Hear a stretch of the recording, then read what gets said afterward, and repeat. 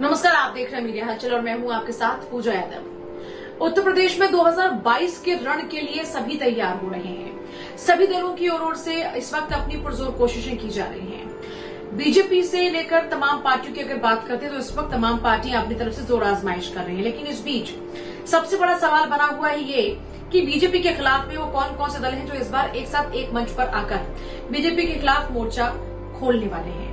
क्योंकि अभी तक गठबंधन को लेकर बहुत ज्यादा तस्वीर विपक्ष की ओर से साफ नहीं है। एक तरफ कई मंचों से बार बार अखिलेश यादव ये कह चुके हैं कि इस बार किसी भी बड़े दल के साथ गठबंधन नहीं होगा, लेकिन दूसरी तरफ बीच में कुछ इस तरह की खबरें सामने आने लगी कि आने वाले दिनों में कांग्रेस और समाजवादी पार्टी के बीच एक बार फिर से गठबंधन हो सकता है।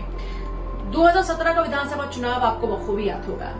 2017 के विधानसभा चुनाव के दौरान दरअसल समाजवादी पार्टी और कांग्रेस ने मिलकर चुनाव लड़ा।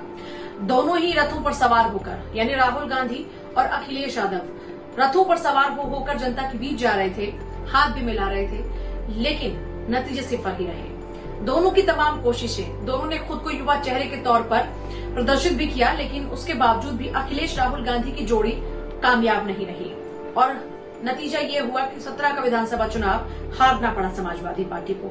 यानी सत्ता पर बैठने के बाद जब बारी आई चुनाव की तो उस दौरान चुनाव में अखिलेश यादव फेल हो गए। लेकिन इस बार अखिलेश यादव ऐसा कुछ भी, कोई भी रिस्क लेने के मूड में नजर नहीं आ रहे हैं और ये बहुत सही भी है।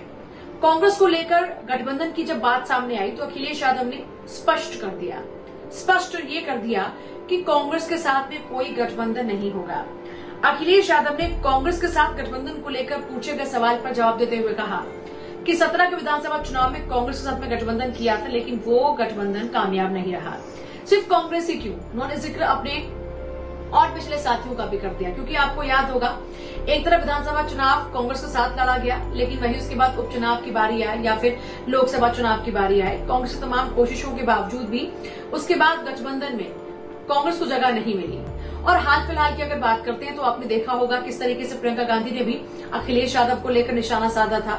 लखीमपुर खीरी प्रकरण को लेकर जब उनके ओर से कहा गया कि और जो विपक्षी पार्टियां हैं वो नजर नहीं आ रही, मुख्यतः समाजवादी पार्टी प्रमुख अखिलेश यादव को लेकर जो उनका बयान था उस पर अखिलेश यादव ने भी उनको बड़े कड़े लहजे में जवाब दिया था। कहा था कि वो बंद कमरे में थी, उनको हमारा संघर्ष कहां से नजर आएगा।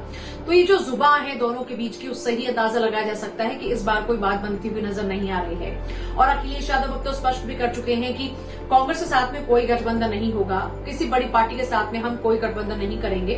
हमारा जो पूरा फोकस है वो क्षेत्रीय पार्टियों को लेकर है और हम रीजनल पार्टी के साथ में ही बातचीत करेंगे, उन्हीं के साथ हम आगे बढ़ेंगे। यानी कुल मिलाकर देखा जाए तो ये कहा जा सकता है कि इस बार के चुनाव में भी कांग्रेस और समाजवादी पार्टी की राहें अलग अलग है, लेकिन मंजिल तो बीजेपी को हराना ही है।